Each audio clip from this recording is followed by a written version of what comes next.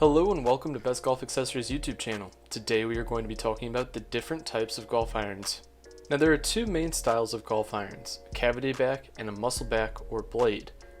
Each of these irons have different subsets of irons within them. A muscle back iron or blade features a full rear back of the club, while a cavity back features a hollowed out rear back of the club. Cavities are used by all types of players from beginner golfers to PGA Tour pros. Muscle back irons are typically only used by advanced players and some professional golfers. Now, cavity backs have become more popular in recent years, specifically for beginners and your average golfer. Cavity back irons have a larger sweet spot than blades and make it easier to elevate the ball and achieve a straighter shot. Muscle back irons, on the other hand, are not the most forgiving iron style.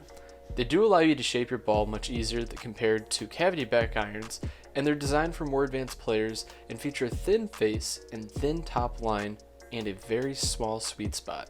Now those are the two styles of golf irons. There are two different types of golf irons, forged irons and cast irons. Forged irons are created from a single piece of metal that is heated up, smashed into a rough shape, and then hammered into the final design. The club head is then sent through a process of grinding, milling, and polishing until it is completed. Now, the opposite end of that is a cast iron. Cast irons are more popular and typically cheaper than forged irons. This iron is created by pouring molten metal into a mold, which then hardens as the finished product. Cast irons are created with multiple materials and feature more weights around the parameter, I should say.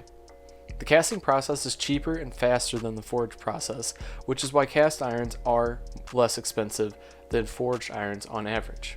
Now, with all of these types of irons, we're going to actually talk about the differences between short, mid, and long irons.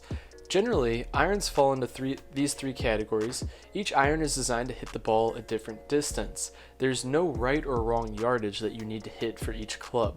Learning your distances, or how far you hit each club, is extremely important in lowering your score in golf. Try not to get caught up in hitting the same iron yardages as your friends. Rather, learn your yardages and play your own game. Short irons are your 8 iron, 9 iron, and pitching wedge. These irons are also called your scoring irons. Short irons are typically easier to hit because the shaft is shorter compared to the rest of the set, and you have more loft, getting the ball higher in the air. Learning how to hit your short irons is vital to shooting low rounds. Now, you also have mid irons. Your mid irons are your 6 iron and your 7 iron. These two irons should be your quote-unquote mid-distance irons. Mid irons are a drop harder to hit than short irons, but are still easier to hit when compared to long irons. Getting the ball in the air with mid irons is a little bit harder than short irons. However, whenever you learn to control your ball flight, mid irons can be more versatile than short irons in a lot of situations. Finally, you have your long irons. Your long irons are not favored by new golfers typically. These are your 3 iron, if you're still playing one, 4 iron, and 5 iron. 3 irons and 4 irons are not as common nowadays and are commonly replaced by hybrid clubs because of how difficult it is to get long irons in the air.